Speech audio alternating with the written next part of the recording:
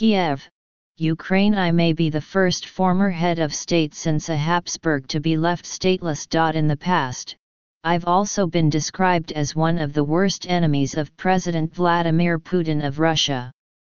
And yet I recently spent 3 days in solitary confinement, held by the Security Service of Ukraine, which, among other allegations, accused me of being an agent of the Russian Secret Service. How did this happen? After I finished 2 terms as president of Georgia, during which I turned my homeland into what the World Bank described in 2007 as the #1 reformer in the world, I moved to the United States to teach. But in November 2013, protests began in Ukraine, the country where I had earlier in my life studied and lived for many years, to get rid of a thuggish, pro-Russian president. After students were beaten in Kiev's central square, I knew I had to be there. I traveled to Ukraine to join the demonstrations on the Maidan. Initially, after the ouster of the pro-Russian president, Viktor Yanukovych, the situation in Ukraine looked promising. Following his election to the presidency, Petro Poroshenko in May 2015 granted me Ukrainian citizenship. By November, I, along with a team of my former Georgian colleagues, helped create a new Ukrainian police force.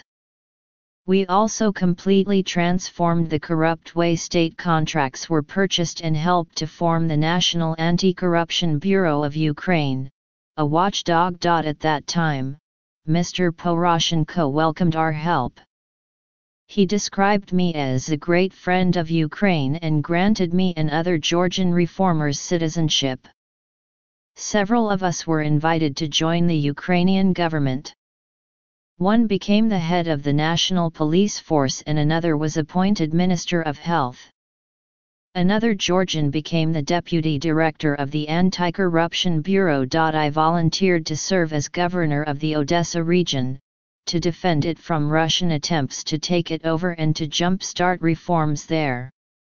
Those reforms brought in many young Ukrainians, who were supported by the local population, which saw them as a chance to get rid of the post-Soviet oligarchy.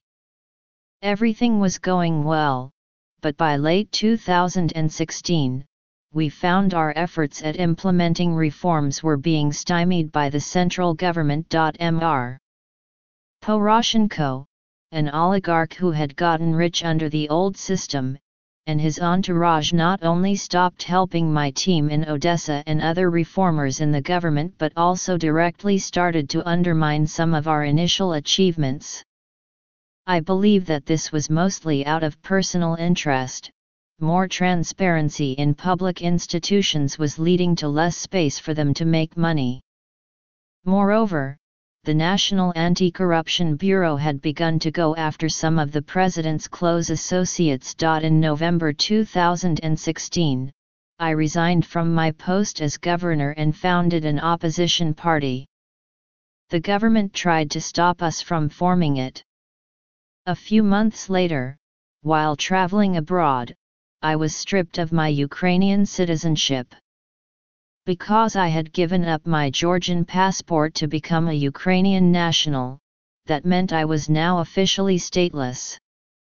Despite receiving direct threats that I should not return to Ukraine, I managed to come back officially stateless but more determined than ever. I also began to lead a peaceful mobilization for change, forming a coalition of opposition parties and non-governmental organizations to protest in front of Parliament. In the meantime, the National Anti-Corruption Bureau, after it initiated a case on the president's corruption relating to military purchases, came under intense attack.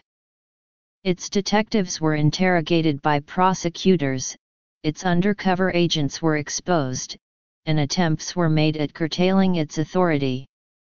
Just a few years earlier, the people of Ukraine had unseated their president in large part because of his corruption. They are not going to see their gains undone. So last week my party, the Movement of New Forces, organized one of the biggest rallies since the Maidan to protest against corruption and the attacks on the Anti-Corruption Bureau.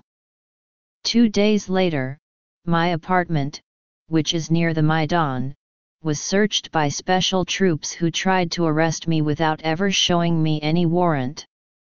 Passers-by intervened and freed me from the security forces' minivan. I was arrested again a few days later. I was charged with aiding and abetting a criminal organization, associates of the ousted president, Mr. Yanukovych, who had fled to Russia. The prosecutor general announced that I am an agent of the Russian secret police and that my goal is to destabilize Ukraine. Ukraine is, indeed, being destabilized by Russia. And indeed, Russia has powerful allies in this destabilization: Ukraine's homegrown, greedy, and corrupt elites, who have turned what could be one of Europe's wealthiest countries into one of its poorest. I believe in a great future for Ukraine. As in other countries in Eastern Europe, its success, I believe, lies in the reversal of a trend in which oligarchs, who have learned to manipulate elections, are winning. I hope to live until the not-so-distant day when I will be in a position to share this victory with all Ukrainians and other post-Soviet nations. On Monday, a local district judge, Larissa Tsakal, despite tremendous pressure to keep me under arrest, set me free. I will now contest the charges against me, and I am confident I will be fully vindicated. Judge Tsakal is just one of the many brave people in Ukraine. They are the country's hope and its future.